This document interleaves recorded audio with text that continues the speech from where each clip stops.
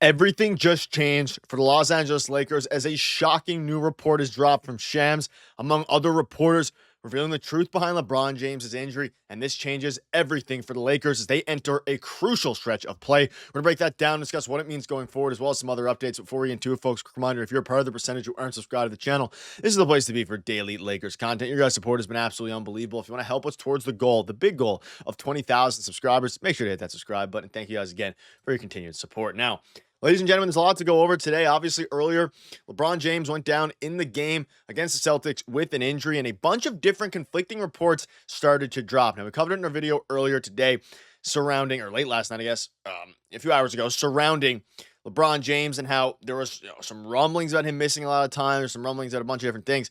Let's dive right into it here. So there's a bunch of different quotes from LeBron himself, as well as Shams, as well as Dave McMenamin. So buckle in. This is going to be interesting. So LeBron James started with this. LeBron, when he injured his groin, the first thing that popped into his head was Christmas Day, his first season with the Lakers. Second, I thought, was about Anthony Davis and, of course, his groin. Now, for some context here, a bunch of different things. He said, quote, "It is day to day. Look at it each day and see if it gets better." So this changes everything because initially there were some rumblings about him missing a lot of time. We'll dive into those reports as well, but you cannot afford to miss LeBron James for a very long time. Now, there is something to be said about him getting healthy, resting, all these different things ahead of the playoffs, because again, the playoffs is what matters the most, and having LeBron James healthy for the playoffs in particular is going to be crucial, right? That's the biggest thing. But for him to come out and say that it is day to day and to look at it each day and see if it gets better, that is very crucial. That is big. And the fact that he came out after the game and spoke about it in general is a very good sign for this Los Angeles Lakers team. Now, this is after, and LeBron James, this quote came after this one right here. So this is what dropped a little bit after the game. "It is too early to project an accurate timetable for how long LeBron James could miss because of a left groin injury. However, one source said the initial thought is that it will sideline James for a matter of weeks, not a matter of days. Significant update. This means he potentially has a grade 2 strain, which is a partial tear. Normal healing time can range from 3 to 6 weeks." So there's some conflicting, I guess not conflicting reports, because this one is directly coming from LeBron. But David McMenamin said that his sources say, A, it's too early to project an accurate timeline. But one source said that it will likely sideline James for weeks. Now, I think the reason that this came out and the reason that that one source said that it could potentially sideline him for weeks is because at the end of the day, the Lakers need LeBron James healthy in the playoffs. And no matter what degree of calf strain, whether it's a grade 1, a grade 2, a grade 3, they're going to rest him for a little bit because they need to make sure that he is 100% healthy. Now, at the same time, keeping that 2 seed in the Western Conference was a goal of theirs. But if that means compromising LeBron James in the playoffs and anything like that, they're not going to go out and do it, right? It's just not something that's going to be done. They need to absolutely remain healthy. And if it's going to compromise, if they're going to compromise the 2 seed in order for his health, they'll do that every single time. That being said, we saw the difference in the game against the Boston Celtics. Like, if LeBron James earlier was healthy, especially late in the fourth, there was a chance last night he would have been able to actually win that game last night. So it's very interesting to see here. LeBron said he was frustrated after the Lakers cut it to 4 in the fourth and he wasn't able to be out there. It's the moments that you live for. So at the end of the day, it's going to be very interesting to see. But there's a few different things here. Like the fact that David McMenamin, we also have a Luka Doncic update, but the fact that David McMenamin came out and said it is too early to project an accurate timetable for the return makes some sense, because we've seen a bunch of injuries, calf injuries, whether it be AD, whether it be players around the NBA. They're not usually the quickest healers. And that's why you can see here from Dr. Evan Jeffries, he said it is a partial tear where normal healing time can range from 3 to 6 weeks. So if it is a grade 1, could be 1 to 2 weeks, all these different things. But the fact LeBron came out and said day to day, look at it each day and see if it gets better, it's both encouraging and a little bit scary, because it is a calf injury. You don't love to see that. But the fact that he said you look at it each day, I can't imagine he's going to play the game on Monday. There's no world, I wouldn't assume.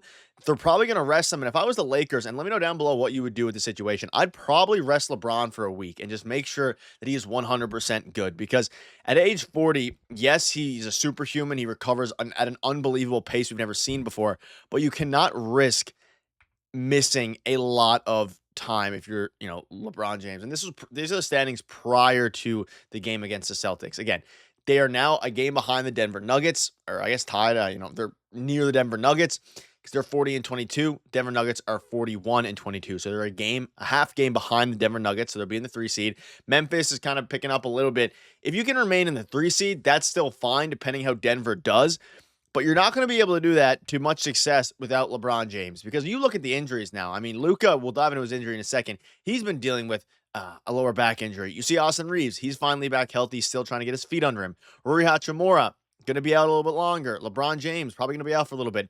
Hopefully Jackson Hayes will be fine. But again, he is day-to-day, and he might be out for a few more games as well. So you're at the point now where you're running starting lineups of Luka Doncic, Austin Reaves, like Jared Vanderbilt, Dorian Finney-Smith, maybe Dalton Knecht, Gabe Vincent in there, depending on what you kind of want to run with the opposing team's lineup. Like, it's not a great team, but the fact that Luka Doncic is on your team helps in moments like this, because you're now going to have a Mavericks type Luka Doncic, and that's what it really comes down to, right? And again, it's a little bit scary. It is definitely a little bit scary as you start to look at the standings. You don't want to free fall too bad, but one of the reasons you trade for a generational talent in Luka Doncic is that, okay, he's going to be able to help carry this team if any injuries happen. He can be a guy, not that Anthony Davis necessarily couldn't, but have a guy that gets the ball in his hands and has the ball in his hands and can score with ease, right? If you can have a guy who can score the ball with it, with it in his hands, as opposed to, I mean, obviously, I'm talking about being the primary ball handler. Obviously, Anthony Davis, you have to have the ball in your hand to score, but being the primary dribbler, right?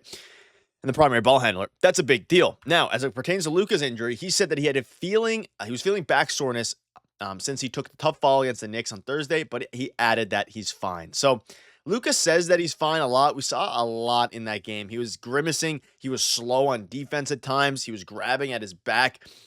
I want this team to be healthy come playoff time, and I'm a little bit worried about Luka Doncic. Now, he's been dealing with a bunch of different injuries. This back injury is not what he was on the injury report for. If you remember, he was on the injury report for his knee-on-knee collision, which is different than the injury he suffered back on Christmas Day. So there's a bunch of different injuries now going around this Lakers team, and I suspect Luka Doncic himself will be questionable on Monday, but he's probably going to play, especially if he says he's fine.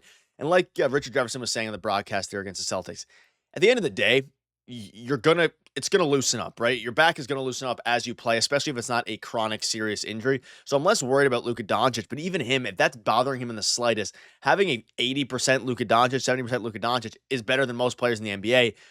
But your team is very crippled right now and it's very rough as it pertains to depth. Now, luckily, you have Dalton Knecht who's been playing a lot better. You have Jordan Goodwin. You have guys you can make work, role players around Luka Doncic, and hopefully Jackson Hayes can come back and can provide some more stabilization in that starting rotation and the starting lineup, especially as it pertains to lobs to Luka Doncic, because we know Luka Doncic, took Jackson Hayes out to dinner or whatever it was. They went out to dinner together. They figured out some chemistry there, throwing lobs, all these different things, and they're developing a ton of chemistry behind the scenes, according to all accounts, whether it was the dinner, whether it was, of course, practicing with everybody else. So it's going to be interesting to see. Let me know down below what your thoughts are, because man, oh man, do they have an interesting schedule coming up. You have Brooklyn on Monday, should be a win. And you have Milwaukee, Denver, Phoenix, San Antonio, Denver, Milwaukee, an absolute gauntlet of games. And if you take out this upcoming week, maybe you could start to project a LeBron return, San Antonio on Tuesday. But that'll wrap it up. Let me know down below what your thoughts are. Things are getting crazy. Things are getting out of hand. We're going to keep you up to date with all the latest news. So make sure to hit that subscribe button. Cheers.